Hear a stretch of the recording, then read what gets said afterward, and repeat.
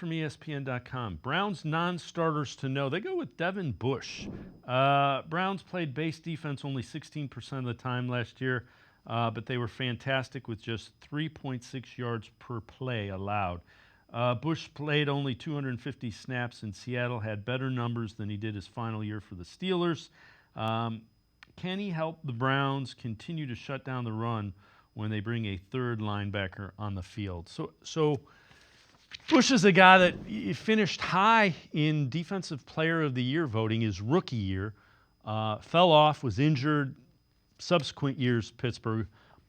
When you look at Devin Bush, what do you see?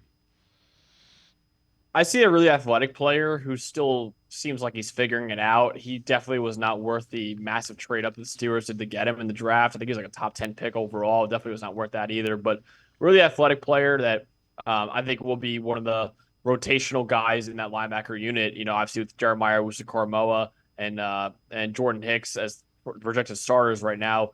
That I think that a guy who could go off the bench a little bit and rotate in on a basis is Devin Bush. So yeah, I get why they say he's one of the non-starters to know because I do think he's going to play a significant role in that defense this year.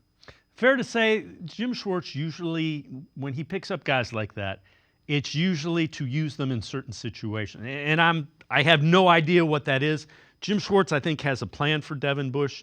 Devin Bush doesn't do everything well, so they're not going to ask him to do the things that he struggles with. They're going to put him in situations to succeed. Think that's fair? Yeah, absolutely. I think Jim Schwartz is clearly one of the best defensive coordinators that we have in the NFL. In fact, he won the Assistant Coach of the Year award last year, right? So I think he's going to definitely utilize Devin Bush in the best ways possible, which probably is going to be more as a downhill player, as a run defender, and as a blitzer.